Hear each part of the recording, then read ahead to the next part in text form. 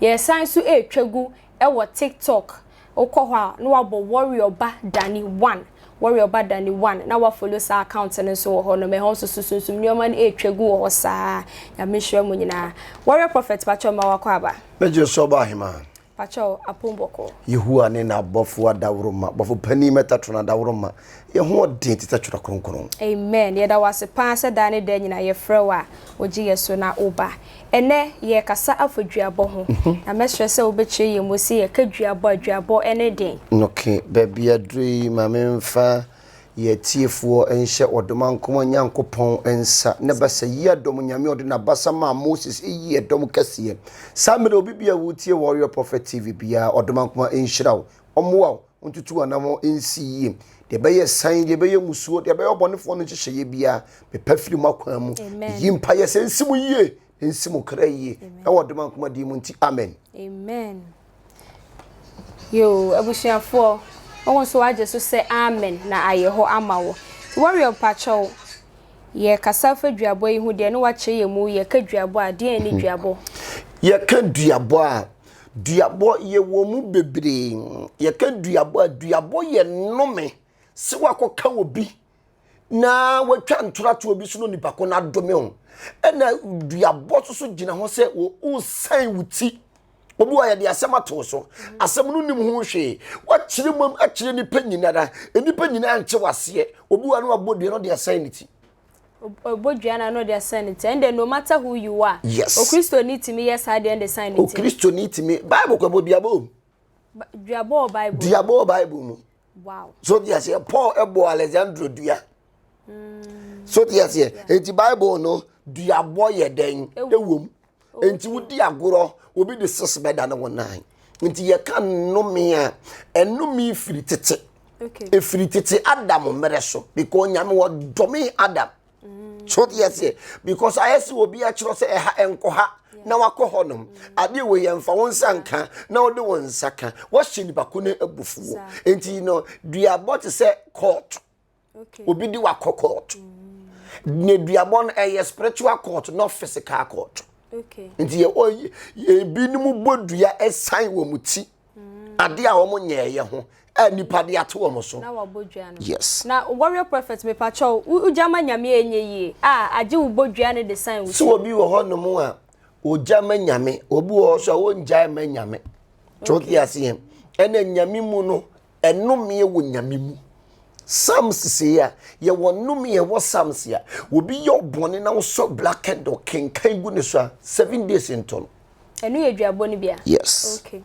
okay warrior prophet pacho na wo ka say duabo eye enum ni ade esan pe enum ni ye wo enitendua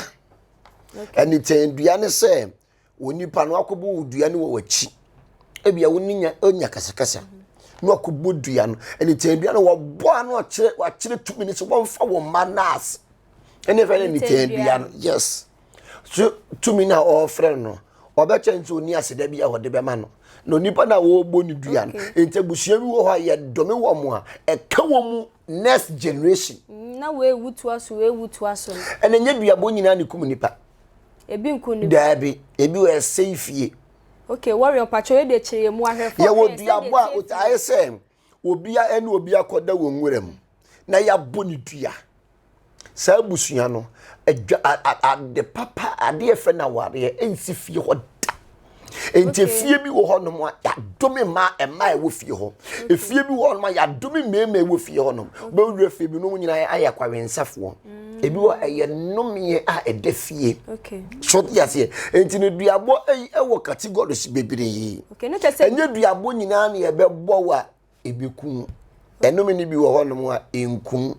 esel okay no tese duabo no eye ade a obia bie na no aka to so ya obia bie na no anaso wafansa agu fom anaso de kosu abo fom ye wonye ma bebre a ye de dome obi wa wodi gari yedi se ya obi di bodu ya obe honho apai ya di gari bodu ya yes ene enwo kokko gari ne ngo kwadu kura no titimire mu nenze ma afo de kwadu bodu ya ukoka obi no wodi kwadu ko se wo ma wa etigu no abusuafo etigu nti se na ye ndan na yenim se kosua nko an na ye di bodua na de binye kosua nko kwadua ye di bodua. Wow. Sa. Wow. Okay, warrior now waka say so ebo obi dua e generational. Yeah. Sa na omo te ase no nko an na benya o ma na ye wo ba kra wa. Ye wo ba won sem abusua no se enumi wo ma se ye menu ti wo ye Adam asefo ba ye bre. Hwe obre na ma na ye da ye so. Adenti no asuti a wo man di ama agen omu wura ni nti no wodome Adam and Eve no ene mema nyina wo bre ene bema wo besam wani mu fifransa no aye den waditi ba no so kwa wo so omo bre esa no me anyakopɔ ne do mu enti ne ade bia nyame ebde bedome wo no eye twuma. Okay. Enti enome ye de da ho wampe ho asɛm anka and enome akoye se apam enome ye na apam no eya se abusua bi wo no mo ya dome mu. Okay. Enti ma ne nkwa ware efie bi wo no mo a ya dome wom enti awo de awo omunye yefunu nya den enwo ba. Okay. Enti no enome ye de enye duabo no nyina ne to bi bebo dua ne wawu ebi wo no mo a wo bebre obi a wonam wo no mo a wakoka obi no nipako na boni dua wakoyo nipako na yakayaka de nipako na boni dua. Enti the moment nipako na bre na wo be so no musa wo bo ne nnome ni bia ba wo so me na minim ni ba bia ya boni dua na obre na me bo ano no ya ne nnome ni bia ba wo so. Oh warrior na how say one say yes enam lot ntino yenam Abraham ntino lot fie nyankwaje enti obi wo ho no mo a enhire di nachi wo ben wa na nhira akan eno bi wo ho no ma enum di nachi wo ben wa no de ba rock ni bayiye no abababa be hawa brabo. Wow. Niche say ahwefo a mo hwe yen se na daddy e kan ye say enome ni bi wo ho a na aduabo ni bi wo ho a ebusua no efam nyina sanso so na se unnim ni mpo wo baabia ne aboni dua no nam na wo ben na ana wo ye wadwe se wo boa na te se na wiase na ni kwan se ye papa bi mu ana ba ye papa wo se wo ye papa te se na wiase na duru no se wo ye papa na wo ama wani na ho na akoye wrong person papa mami o chira nhwa be ko da kwalibu ana mo chira ni te se obi fom bokra betima ye boa wode bu obi apa amanfo bebere abrabo ansuo mu yie eye papa ye ena amana ko wie o musen obi wo papa ye nti no minnim sofoma me bia papa ye nti no ena wodansa wa mu prison. Oh yes, because of papa ye nti no oh hu no obi mobo tinye nipa nyina na ehu o mobo wa brabo mu nyini panyina no betima yo mo papa wa brabom papa ye bi wo honom a ewie wowuo papa ye bi wo honom a ewie enhira ane abrabo ne yeden etie enti se wo ye papa na wa ma wani ayeden ada ho o papa ye na wo ye no se na ye ka se duabo wo hoi enye eno nko ana ekum nipa se abusua bi wo honom a owuo ne to aso 3 4 ansa ne yakoye nhwehwemu ahu se duabo no wo se duabo etisi fia se musie funa ena duabo ne yadwuma enti obi bia ya boni dua ne fun yensie. Okay. Ena ya na mokyerema afo no wo nim enti se o de body ne kwo a o mu hunu se ye duabo no o ma fra busuafo no se mo fa kyire na body a eda wono mo no ena hokwa enti obi ya boni dua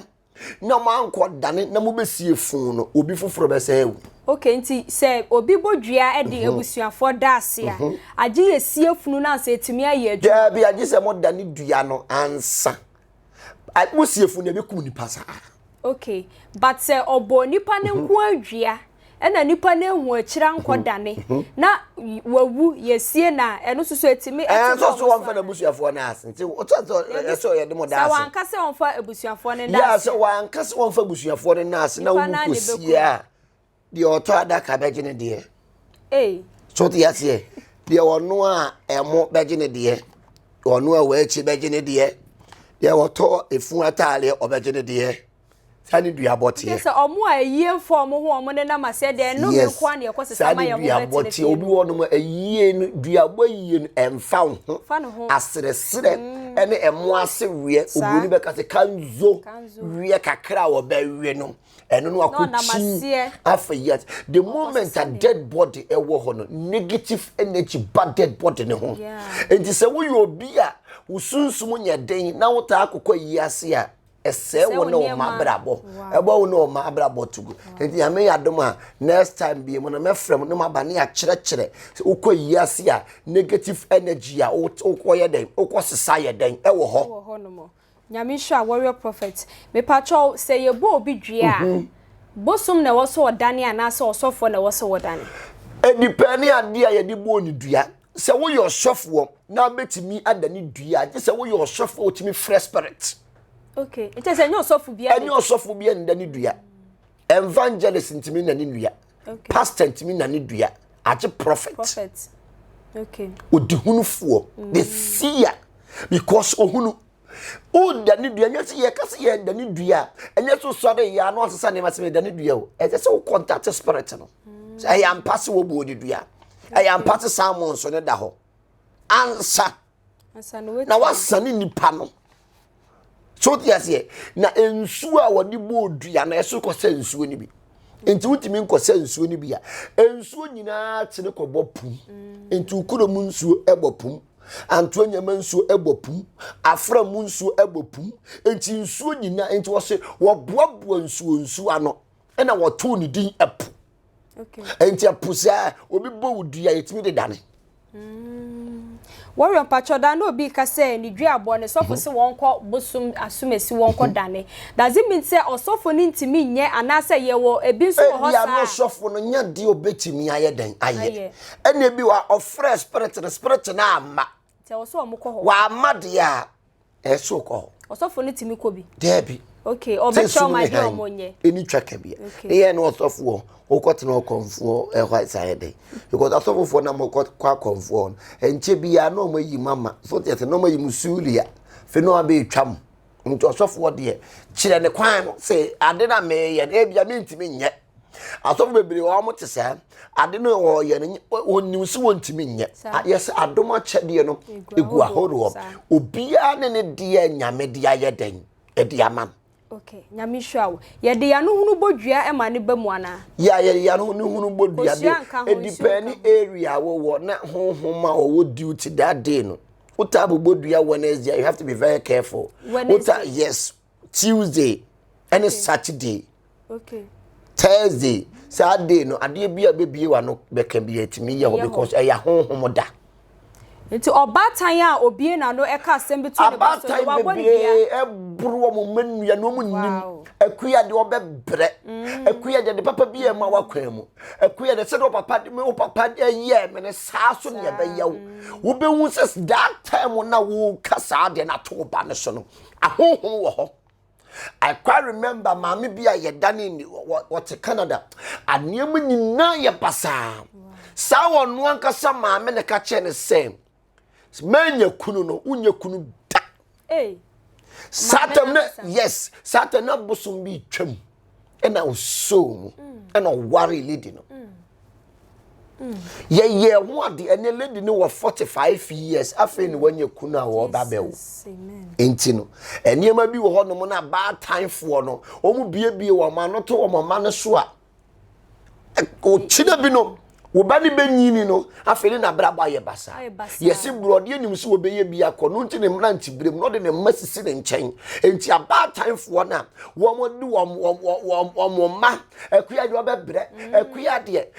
ka hyen koduru emasum ntoda se de me bre ye no saa so na wo so bebre ka hu se ano a edi enchini edi makuno eshira esan dome enti wodi wano kasem bia na wahwe ne yiem da no nyame ka kire Israelfo no se de maka bone aguma som no bone na ne beba mo so de maka no eno na meye ye tekrema na eyetumi eno jiro nipa bia wuwu a o tekrema empro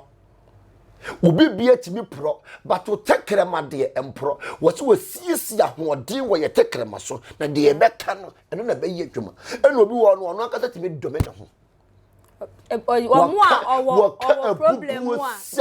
yes waka bubuo sam owo problem a na waka nsam ani ho kwan se wo ye den waka owuo mefa me nkwan afa die mabre obehu so owuo no so ye ho ho ba befa wako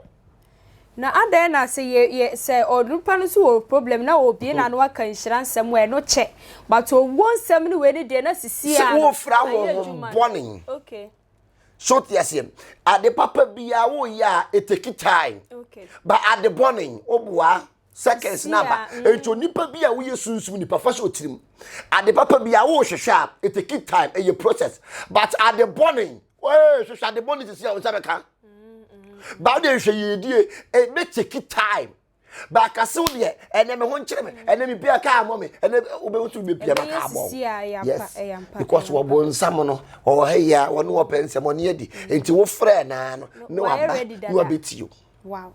abusuafo gwa ha eye Warrior Prophet TV na wani gusu a wo hwei ye kasa afadwaba ho afi na wa join a bomodin amenko ba bia tie wasum nsem na ye toaso ye kasa afadwaba ho Warrior Prophet acheche mu bia fine wati wasum nsem pacho bomodin na follow ye obetimi su ahwe ye e wo Warrior badani 1 sisi a e wo TikTok e also so ye wo live sa Warrior Prophet me pacho akwada timi bodua ma ne ye ya akwada timi bodua ma ne ye nyame ayi Wednesday yeah sorry na akwala kete wa kobo entafu bi dua entafu no nye ne hwe ene wa kobo entafu ni dua ne nya no na fura doa ye fraye shere opemfu a wanya 10 months a obewo ne akwala no odina no keka na odi akade so kon enu so timi ye adwuma oni hwe emframa na enam ye ho a ebo no ebi ya honhom okay ene bi ye mframa yeah enti the moment a wo kasa no na wonni ania ayese wo gina nkwantanan so e kasa you have to be very careful because nkwantanan e ade bia edura na dwa ye airport ahonhom bia either good or bad spirit e gina ho no wow se menam ho menyo obi hwe na eni brenti nipa obitimi kasa obo medua na yeyi ana esanse ya so nipa no ye bayifo dia obebo odua na yeyi so te yasem obi wa wonya na hwi otimi bo odua e ma ne yeyi no odine bayi ne beta akire wow so dia te esan tumi no tumi na wo woni ti no e bayi adwuma okay se enya adwuma kro bo odine bayi tumi ne be na ye adwuma okay but say oni tumi bia de na oni nyina so ne de nya de betima se oni tumi bia de oni nyina so enya de be yadwuma but so nipa no wo bayi kakra anaso wo wakom tumi kakra wo de be doe ye woduabo bi wo ho a ye ntimi nda ne kra esan bone ko nipa ne ye yes ye woduabo bi wo ho no mo a ye ntimi nda ne yesre okay so yes ye woduabo bi wo no mo a woni pakono wa ye bone ne etwam ekọ adna baba ye ensunsanso adabusunyane so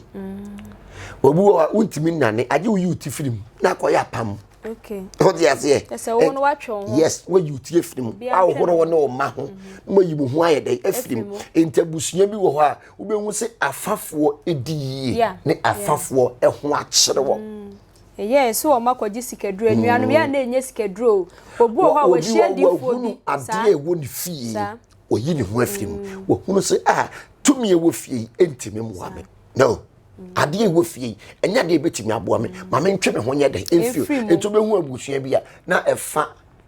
ediye na efa NDA because sometimes maybe the minim say nyame no wan boy ambase ye bebre ne for how ni bebre mu enti wonam hono mo na bibi nkoyi a enti na hono mo sorry empaibo mu hwehwe odifo bi na onye de onboa wo hwehwe mu so na wo ma wani ada ho because I read for no so ye den eti we twa mu bebre na hyehye coat ya sorry dem mu na so enyo mu nyina na ye den e wo ho mu ba bedi aboa ye yebusuafo wani egu sunsumu nsemo sunsumu nsem na wagem so wiase no enna ho kwa ewiase no enna ho kwa ye nsemre no ye twa ye ho akwa basisi a ye ba ye beto aso. This is Billionaires Avenue, located at Ashoman Estate, Mangwasi Junction, adjacent to the washing bay. And I've been living fast life, but I see it in slow. So in Billionaires Avenue, what we have is Prophet Gideon for you see it too. Ado, share me. Ewo Warrior Prophet TV. Ewo YouTube. Na subscribe. Na ho na be hunu sunsun nsema na frɛ na ku. Ene akwankyere broskotos. ɛne abayifu a wo mu dwane aya ahwɛ me the war prophet am te ponko fitaa so edure wiase ya maame aya ahwɛ me wate frɛ wo nua no nua mfrɛ bi se the war prophet wa pie e wa taifa bokina obre mpon na nkasa de o te ponko so a wo ba afi ne wo ba enti mo ntwɛn me yehu a ehira stay blessed. Warrior Prophet TV ɛhɔ na yɛka sunsum mu nsɛm yɛka de yɛhinta a womfa w'ani hu yɛ de efia baifo de asie wo de yɛde yɛhinta wo no nyame da na di de kyɛw mepacho Warrior Prophet TV sa wo pa hwa ɛne na YouTube mesrew kɔhwɛ na de nyame nam so de bɛyɛ w'abrabɔ no hu bedwiri wo nyame nya okase na onte na nim mfa nkyɛw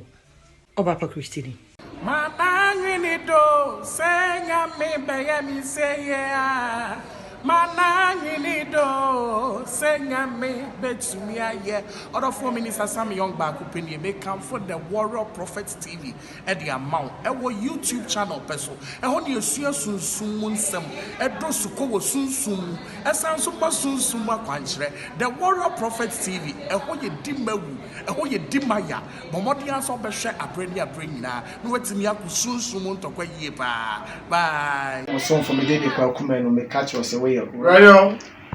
Prophet TV and what things Santo ya Santaya and best sunsum sem dey ho na mo kana I love you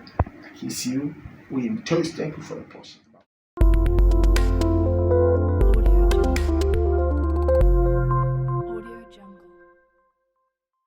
Yo abusia me dey the Warrior Prophet Gideon for you asiedu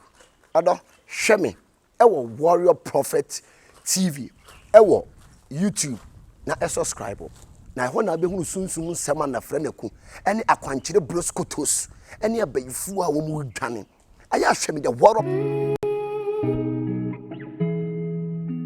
This is Billionaires Avenue, located at Ashoman Estate, Mangwasi Junction, adjacent to the washing bay. And I've been living fast life, but I see it in slow.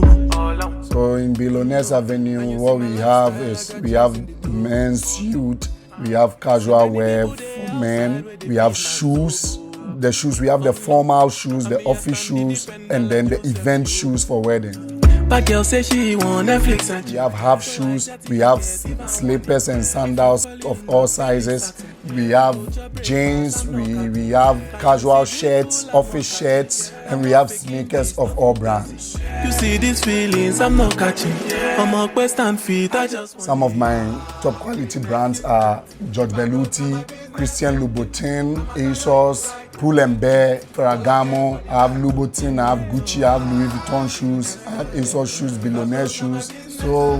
Billionaires Avenue, you just walk in and then Other form assignment mawakwaba Warrior Prophet TV sunsumu nsem dwumedie ena wani gusu a wo hwe no ebiom ye twegu e wo TikTok Warrior Badani 1 yesaso e twegu hwe wo TikTok yesaso twegu e wo Facebook Warrior Prophet TV bra na be follow ye wo ho so kama se wo account e wo Facebook a me pa mo chow ye kasa afaduabo ho duabo esunsunsuanso unam hoi enye owuo nko a etisi ebusuam na ye na eye duabo sometimes no ade a wo hwa enu na ebusuani mu no ede obia so obia eno monsa obia wo onye kunu obia ewo ahokyere mu ewo ebusuani mu a ebi wo ho a etimi eye duabo a obi abo ebia wonana bi ene wo so wo bre ewo mu no na ne nyina ne se wo bepe odifuo bi na waboa na waji wo free mu na waye den wade anan ma wo ho ato ye to ayen komo twetwe ne so eyedwabo na me ne Warrior Prophet na twe egwamum Warrior me pa chow ya beyi na me pese me bisa se twen na wo behunu no eya na edwabo ana Yeah obi ka chose twen na behunu a eyeduabo kese o ka chose gina yie ni wokope duro bi di abebo udua na wado koma na wana to koto aduro wote twen wo chote twen na behunu twen na be wudi me de be yewo enti no bi ka twen na behunu na super protection na kira kwan yes enti no oba be sell okay na ye ka dwabo mu ahodo no na wudi kan bo ni tandua na msimbisa se ni tandua no ebi kan dwabo ahodo no ebi kan ho bioma na tandua no duabo no your categories of duabo ebi aso ye adwuma dua ni bi wo ho no mu a wo anything duane de obo a wo ma nhunu no wode abusuafo aye den adas chot yase ena ye woduabo bi wo honom a ase hey me de me ndi waduane da no akodi wabo ohun dua oh me de obai me ne won dada wure be free na ne na akoda wabo ohun dua nti no ye woduabo bebere wo honom a ye mfa ya dwen nkokoso obu akasakasa ye wade bo efe ne sipe se wo kase me nye saade wen na ebia wo fa kire koya wadome ho okay short yase ebia oh asori mi nko biem no wakotena ase no so for ne nsa to swabo mpa ya ma wabo hudua wanu so nko biem aduani wanu so wonni biem afi watwa ho akodi no wanye bibia mfasem na wo ka ya ne ho na wudia wabo hudua obi wono a ono ne yiri nya katakasa wo me ne won na biem da be hunsa na dwe na ba ne ko ho no ne yiri akoda eno so no eyeduabo wabo hudua nti eno sa na wabo hudua no effect be ne take wo so eno so se ya masana ene bi wotimi ma watwo ode na no aka ne kekese minye bi abufuo no akasa ose eni akuye me ne wona bie mu da no no akuye akoda timi ma watwo timi ma bibiri omo yale etwe yare ye no eno so enu tutu firi eno na warrior me pacho wo eti me de ma no aken na ba me ko ho no se adam moment mi ndane o me ko to bi ma na so ko dane enti na se agba ko ho no e so o ma na dwo no wakọ dane ansa na wetimi abeye because ade na wo koye no wakọ fidua wo nane mi a metimi dane at the moment ma ne yeyia na se dia bo bia wo bebo no edi 24 hours a wontimi nane ade so spiritual person no dane ma ene na mema mo ka frɛ madaroma eti warrior pacho ase we mentem ho ase kakra ebia obi ya boni dua ena odi ebie ni business odi esi ni dan ni ade ebia wo abeba behind dan wo mu ana obeba be ye adwuma ma na ade netimi affect wa na busu etimi affect so tiache wobi wo no ma ba kotena fie bi munye yie da efie na nomi wo fie ho aje utu menye busu ani o aje utu enomi ye de enim abusu ho enimo enimo mani ba metu free ho de a me ho beto me ana aje me koye bi yes ho beto efie bi wo no ma ya dumi se efie no ukobure mu a unya ho toda efie bi wo ya dumi se efie no ukowale wo mu a asomdue de asomdue unya bida adentia ya dumi fie ho enipa enti na anema ni bi wo no ma the moment abi ho no se wo twon ho a anape sunsun nipa bi no ye ho ade ma wa na anema timi ayeye ma obia ebodwie a na wabo nsuo bi di no de abodwie no edinti na ye omu bo nsuo na nsuo no saa botaye ni ti na ye omu wo ho ana won se nsuo bi tumi ye den etim okay nsuo bia tumi ye den etim enti no obi wo ho no mu a wonji nyame ni nti no afere nsuo no de abo nipadua die nte ya omo fere nsuo bo nipadua ne se ene me baba ba kire obi bia wotie me no te wen ba bia ye firi eye nsuo mu onipa bia wo firi nsuo mu na die nte omo de kosua bodua ne se kosua fe ne enkwa nsuo oba antu kosua ama sperms anko oba mu a ontimi mform nipa da nipa bia firi nsuo mu onipa bia firi kosua mu ye heavy element a edaye mu eye water okay enu nti ni sa akwala da ni maame yafunu mu a na nsuo ye den etai akofra akwala na ho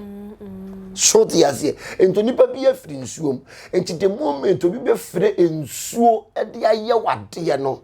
kan hunu se o heavy element no aye den wa fire no ebenyaw obenum nsuo ebenyaw yes obedwale nsuo ebenyaw wow tunipa bia no de entom obodua omo fere nsuo tumi no onipa bia efiri nsuo sansuo tumi nsuo obi su timi di frɛ ema eniema koyie ma nana owia nsuo so ba nyame eni bo nsuo sa wo se ne honhom butu nsuo nani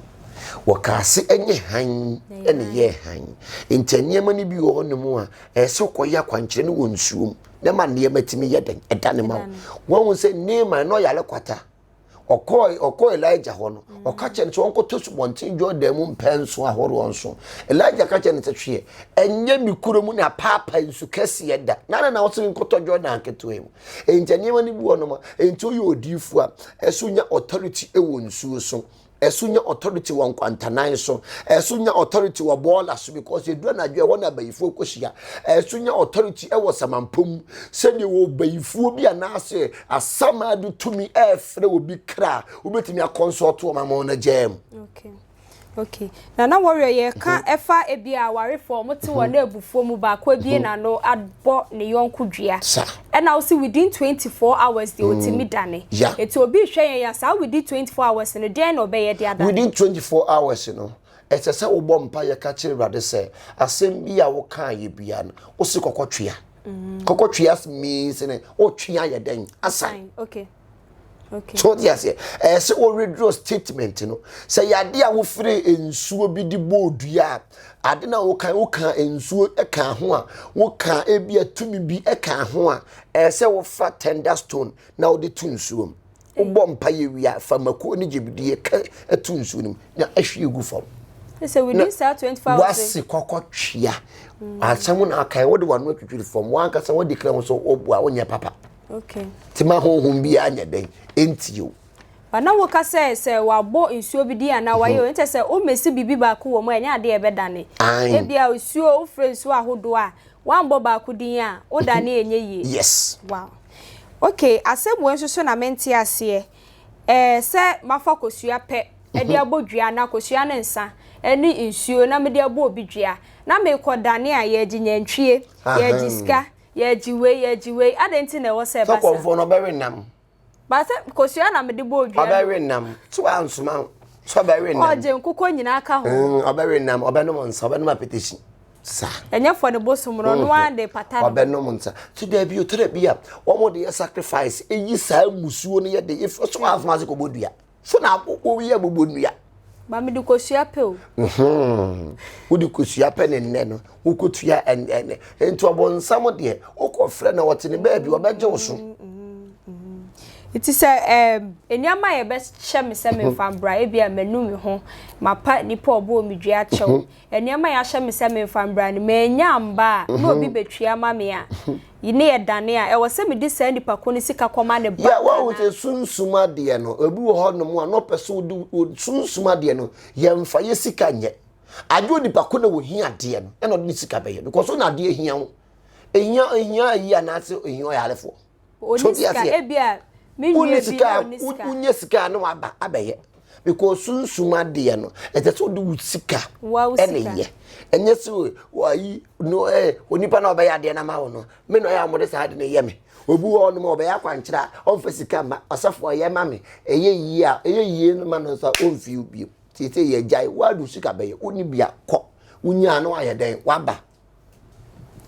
unya na waba beye o direction yesrew o china no waba e ma ni beteki bina o china wo ho enye be dokoro kakra unya no waba me ko bobisia be ye kra emfa na warrior me pacho wo se e bia enipa yi fane se ma be yimiti efri enumi ebusuo ma na aduabo busuo mu ma yimiti efri ase mitimi ka me ho ko omo ho biemu ana da bi ade no ka ho akọ omo ho biemu Abraham oka Genesis 15 na me kire Abraham akwankyira wonye ene wo firi na jefi wo so firi wo jefie because efie wona na wote no ye ka bi so kire Gideon so won na jefie ko bubu ota na ye den wo honom no because na Gideon ye okofo Gideon was a warrior enti se busua bi wo honom na wo ye entege wuregi abusua na nyame ye wadom ewunya baby papa sia wotutu anamwa ye den esiye obi wo honom a wanye eniema ye yia ma ne kakra no na ne ho print sa no pata na watumi ka no kwakra na ase ode ne ho kwakere wo ba ko to sister ni lande fo no bra ni lande fo no wo ba no ma sel obi wo be ko ni kuro mu a wo ba no mo abenya kwanhia na wo enchina brabo na ye bono maame wa ma wani an na honom a wo bi de sese beda ne wona wo fura busua mu odin mu wo fura busua enipa ntimi mpagya wo fie wa wo ye don't go back. I'm telling the gospel truth. You see, experience is the best teacher. Abraham wamfa Isaac anko ninchi okachire na koa pani a wo hwe ne japade so se hwe ne wamfa me ba na anko minchi because onim de wo fie onim de wo busuanim enti se wo busua nye na nyame ya wadom na wo firi saa apam nim na wo nya bi di nya bi sha na wa ma wani ayeden ada ho na na wo di twiraka adecha wo di twiraka ebeka wo taworoto eno pants indomie pants epe ne beka ade papa bi entimi ma wo se ena busua bi wo ho no ma aware enim enti wo a wanya aware papa no hwo ho ye ofi ho abusua bi obia wa de ote ho nye ebia wo de na sumdue kakra ye den ewo ho se wan hwo ho ye na me beje mole ene me beji mako ene me beji wo ye o mbeka more ne mako na ka do nyina anom de abesa wukunu na nadwo ne wagya abusua bi wo ho no ma saa na ye den etie enti no wo hwe ade ewo wunchi a no mahunu na mo abaye den ubetu yesi wo ayeda bia meka wo hwe busua wo firi mu a no ahwe ho asore na wokọ so wabusuafo no wo mo mane ma papa eba efie ho no no akọ ICGC so wo mo ye tosia ne sambalan no mo bo ne papa tugua no aba ne aburu atumpan mu ne awoso adoma no ene ne ye twaye ho ane ne ma ye dai adane ama Duabo nioma a ye dane ama obi a wayi ne ti no abusuani foforo so ba ye ti eno ana ono age ye hwemu ehwe ne ama ekoso wana brabo mu kan en che ye yiuti a se mimi fie ne no mewa na bia makoba bi se ye nyimi ti mfiri ase a mi yi me ne me mma efiase maware ya mi yi me ne me mma ene me yere iti ye dai efiri ase ne makase me de me yefunu mu ade tie saa nnum yewe enu ano no enti nyame se wo hira Abraham asefo wakati wo hira busuam wo hira Abraham asefo enti o ka hira Abraham se do be hira o mi hira na do be dome wo mi asefo me dome no yes nyame hwa na onipa omo nso a omo de yaw cause ye di kan no ma yete asese obu ho a wo de yaw ka sembi to edome no ho na ye djuma man se nipa no so no kwa enye obi na adome no nti so be de na eno no wa no asem na akoyi uka obi wa se ewo me di mi hiya yi be ko wuom eni awale de se mi nya bi da ni mawu ye nam nyina nya ye nko an ye nam wodo ye nam ye ne ahonhom ne nam bible am ye tiasese nya ne honam ne moja na enya ye ne wie matumfo ensuman franka breche a ye mfa ye ni huwom ye nuom na enya enti no wo ho na wa hwe wano so yie ogidi ni hwe wano so yie na wanka semboni bia wate gidi ni wrama ni mu an nsem ni nyina se nyame apawo no me di nyame achi na me brese ye me wo wiasem na nkaye odoi gold kurampo no ye de fagye mansa na yesika kokko kama to yam na niema bedan kawakoma to yam na eniema bedane warrior nyame enhua wo na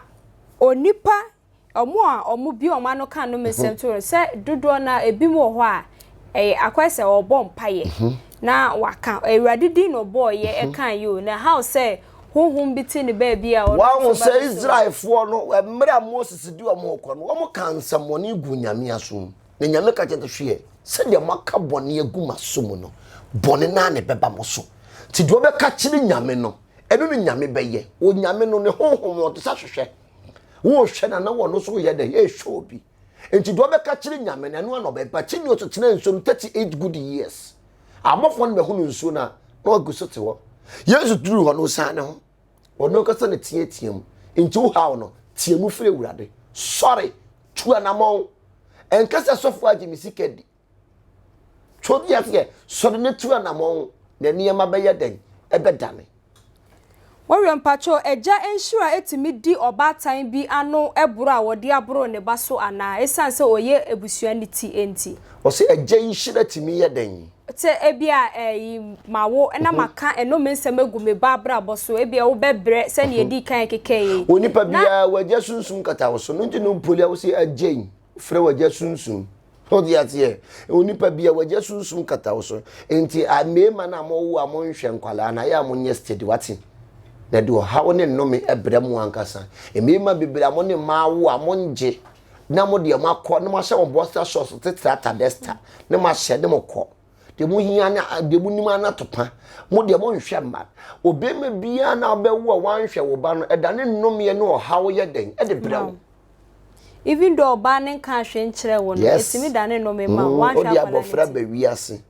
abofra ndo obedi du obehye won kai te be dane no me yabaw ti mema bebere na mo a o ma bra bo nsi o mo yie ejina se ne ma ne so se enu ye de wawo na wagya ne ho na esike ni ho a won ti de wawo na wagya ne ho no mo no so ti yate wawo ba no na wagya ne ho wonim so wo ba but wo bi onko hwa kwala no wagya kwala ne wo honom edade nnom ye ye den ebra wo ha ebusuafo ewiase enda ho kwa sunsum nsam dwumadie ai mepamocho yensɛmre no mede nkaibo kakra bi eba ye twegu ewo TikTok warrior badani 1 obo a na wakofollow ye wo ho ehon so videos ne sunsum ne ama na egu ho bebre dwumadie wona sponsor ye Billionaires Avenue ewo Ashoman Estate Manguase opesa wo frɛ no obetima place order so opesa wo frɛ na place order na 0242 205 146 0242 205 146 Billionaires Avenue and ne amane de top notch broni ebesiem afeso so dwumadie bi baso ewo God of Abraham Prayer Ministry theme ne ye enough is enough Mijrim for Ebesign. Enough is enough, Mijrim for Ebesign. Ebaso on the 5th September, 5th to 9th, and the program on Monday to Friday, and you may be a 4 pepe na ya sha se 4 o'clock, ebebo 7, na ya pon ya cha 7:30, ewa Taifa Burkina wa voltic down, eho ena dwumedie ne koso pe dwumedie ne ho asebisebia Befre 0248823412 and I say 0553733808 me twa me ho akwa ba ye ba ye beto aso no for you asiedu ado hwe me ewo Warrior Prophet TV ewo YouTube na subscribe na ho na be hu sunsun nsema na frɛ na ku ene akwankyere broskotos ene abayifu a wo mu dwane aya hweme the Warrior Prophet amete ponko fita aso edru wiase ya maame aya hweme wache frɛ wo nwan frɛ bi se the Warrior Prophet wa pie e wa Taifa Burkina obrempon na nkasa de ote ponko so a wo ba afi ni wo ba enti mo ntwem yehu a enhyira stay blessed Warrior Prophet TV ho na yeka sunsun mu nsam yeka de yahinta a wonfa wani huye de efia baifo de asie wo de ye de yahinta wo no nyame da na di e de chew me pacho Warrior Prophet TV sa wo pa hwa ene na YouTube mesrew kohwe na de nyame nam so de beye wa brabo no hu bedwiri wo nyame nya okese na onte na ni mo mfa nchew Obapa Christine mananyini do senya me beye mi seye mananyini do senya me betumi aye other 4 minutes Sam young back opinion may come for the Warrior Prophet TV at the amount ewo YouTube channel peso e ho ne esua sunsun nsem e do suko wo sunsun esan so ba sunsun akwankyere the Warrior Prophet TV e ho ye dimawu e ho ye dimaya bomodi anso be hwe abrani nyina no watimi akusunsun ntokwa yie pa bye so for me dey kwa kuma no me catch us away Radio Prophet TV and what things THIER Santaya and best some day I'm love you other form sign me ma wakwa eba Warrior Prophet TV so dwumedia wani guso a wo hwe sunsumu nsem ai sunsumu nsem na wagye so ewiase no enda ho kwa ujidio wunjidio ewiase no enda ho kwa menua mene Warrior Prophet na tie adwemu a ye twetwe nkomo ye kasa fa duabo ho te yen sembre no ye toa yen nkomo twetwe ne so waba tenase na tie Warrior Prophet me pacho sometimes no eya na duabo ni bi wo ho no mo a ye se onam ena aprada di nechi ene bebo na aprada no se me de mafra bosom na aba obi dua na pra na esusu ensuo to ne nyankopon ho ne free ye wo nyame tender ade bia nyame wo no bonsam wo ne counterfeit aprada na enye ni nyina na ye ye wo nyame de ne wo bonsam de wow yes nyame de ne ye fe na nyina mo no ni dwa na atolight atija no okay enti ye wo nyame de ene ye wo obonsam so de ye den e wo ho na obi de tender ebo udua edwasi wo mo hyew ena wo de bo udua ne bedwasi wo mu ahyewa enipa wo ho nyina timi kum wo see sanity oye busuani onye busuani baby baby onipa ko ni gina no because ba edi jane ba na no odin ne element no anu odin papa enti eba edi jane ba enti ni nipa bi a wo ben se nipa na obi di tender boni dua no kuna wo ben na eye 100% say driver ni ya boni dua onya accident na enya ne nko a na ewu one ayi passengers ne na eye den ewu sa na eye den etie wow say ewiase na mo obi kwa timi de ne sign bi be sign wa wo kwa no wonya we ene ye fe ne sign wo de ne sign ya den sign me unnim ho hwe ukotena ka anim ebia yabo yetimi bodua ololo kwan mu hyehye ka accident ma ho udupa won komada obiwu so diatie won komada obiwu enti no bi wono a kai bia ebia VIP bus no nipa ba akope na aye boni o na bus ne nipa bibiri akomi ode ne san ode ne mata ho abebataw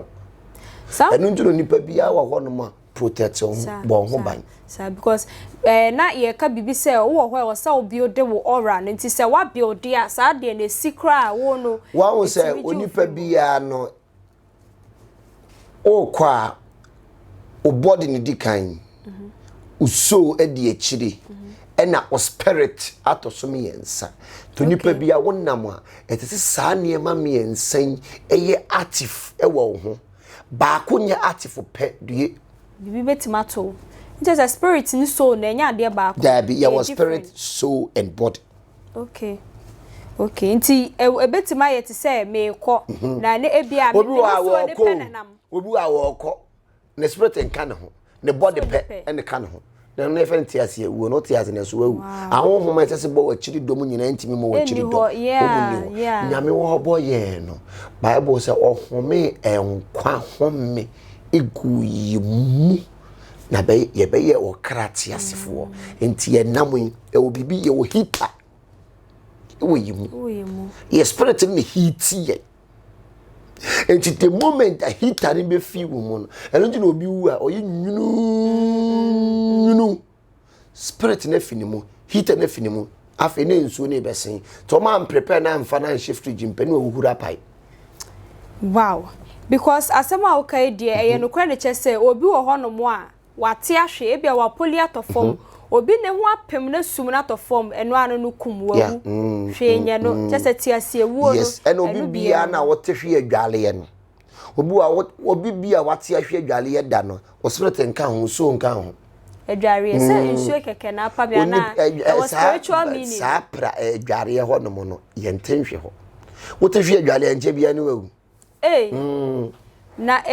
ntimi kwa ese nsuo keke na matia so apa me se wote hwe adwale ya enche ne wawu ho ye ntenhwe ho ti wo kwa ko dwale you have to be very careful efo she Wellington boot anu a she Wellington boot warrior me pacho duabonye obi a apart from a prada e bedwesi wo mu eyeja no obu a ne nefu ahye ebia na enye nsuo nsusu ne de bo nipa ni dwade nti na ma o mafuru ne hyehye obehu wansa na the moment ye bebo udua no e ya honhom ne ya frɛ no udidi etimi dome ho obo etimi de nature dome ho nature so ma ya aduane di udidi ne dome ho enti enuane ni nsuo a ekowum mu no any form sa de no mo pai okay ebusuafo ene de me ka me chewa ampaye a ebedwa warrior me pacho we de me last question obi wo ho ana wo hwe yen fine osofu bi ehu ana odifo bi ehu no say dua ya boni dua nti na obre wa brabo mu ane na ya cha ne niam on fambra ai ebia odwan ne yi but onu so hu say abosom ho ne ye de ko osofu odifo so timi da ne dua je sa ne ama ne bia ya odifo timi da ne dua je odwan ye se de aboa ne patama ni pakra wa ye bone no ye ntimi mfa wo ba nase ese ye kire aboa ti nyame bo omoa man ye so omra meboa enu ye se emmoa omo ye mmoa okay emayen titi mire mu no so oman eye bone ye de okra man eni yi musuo mo oman no nje fe no okra man to okra man wo ho no mo no ni moje guo ni nipa moje guo there is no difference. Wow. So tiate on so bi be kokonfo no age akokọ okun akọ nje fe akokọ ti de bi o muta yisu akokọ no okun na wo de abre no okun de akọ e ma na kwa ma o ti nje fe akokọ enti amo ni nyina no yede omo nyame bo mo na so mo na meboa yen na ohaw bi ba yeso titimire obi a wo tie mi a wo yo duyofu a wa ben woni masema meken se wonan ebu a ye chiri fi akokọ enya brafo kopoti akokọ de oye peche o di so won tumirika ye chiri fi akokọ ne ye na to wonan ne ho ne ye bu akokọ ne nan mu ne achechire akokọ ne nan ye de adura chire na also ye de adura chire enti no duyofo na ehwe akokọ nan se de ne dompe ne betoa na ofufo dan akokọ nan dompe ne betoa no sata na dompe ne so atoa enti ye de moa na omo ye moa emayen nyame bo omo so omo na meboa yen na enu enye spirit sembia no well just nature sunsum niyama no eye spirit ento bibia wo ni spirit no untimi nye sunsum djuma you have to get spirit first eye spiritual work. So if he doesn't have spirit, why can you do a spiritual work? You have to get spirit. Nyame shura wo uhia honhom nyame sunsum na wetimi e de aye sunsum nyuma warrior me patcho wo last words e wo your topic is suduabo me last word that me dey ma Warrior Prophet TV etiefo nyina so odoma nkoma nshiro bibia no ntutu bibia na mo ensi ye basa yi adom nyame ode na basa ma mo sisi ye dom kese omwa odo obi obekasi duabo ni ho ne mo no duabo wo ho wate yese hunu bi paint na bo asere wagege ne ba na ode yi nani ato nchen duabo wo ho enko kan obi entwa ntronto obi so enka sema enim entu obi so o ka sema enim tu obi so a obebe udua duabo nti no ene ya to obi fie punum duabo nya de papa mo amu biebie mo anu bobo dua rof no obi obebie na no abodua ne dua ne nya ono ankasam odo mo woni na wate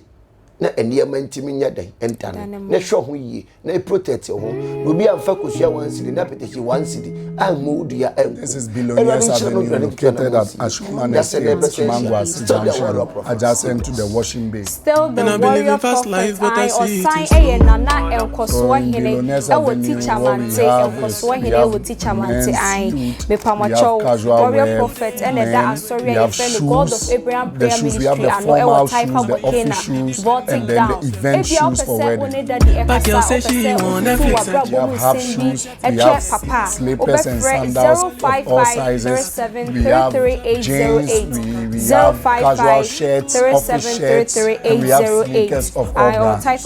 See these feelings, I'm not catching. I'm not Western now on the feet. Jumedia should be a back in the month of September. George Beluti, Christian Louboutin, ASOS, Pull and Bear, Ferragamo, Louboutin, Gucci, Louis Vuitton shoes, ASOS shoes, Billionaires shoes. So Billionaires Avenue, just walk in and then we will give you a perfect fit for whatever occasion that you have, be it wedding, be it engagement, be it funeral, or any other event that you attend. Just walk in Ashman Estate, Mangwas.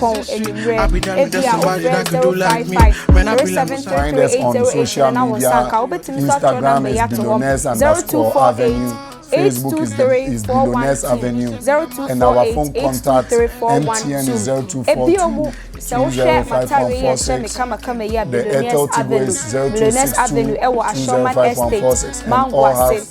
WhatsApp handles attached to it. Just locate us. Billionaires Avenue, and now we are pre-order. 0242 205 146.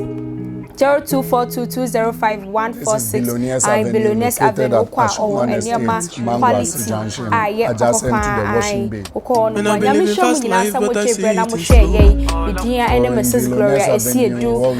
share me baby from first lady na meje wo so aye sunsun mo nsemo we say we are sene ena hokwa the shoes we have the formal shoes the office shoes and then the event shoes every for Friday wedding. dia But girl say she want everything. We have half shoes, we have slippers and sandals of all sizes, we have jeans, we have casual shirts, office shirts, and we have sneakers of all brands. TikTok See these feelings, I'm not catching. I'm on quest and feet. Fridays Some of we are your my life. top quality Fridays we are brands your are life. George Beluti, Christian Louboutin, ASOS, Pull&Bear.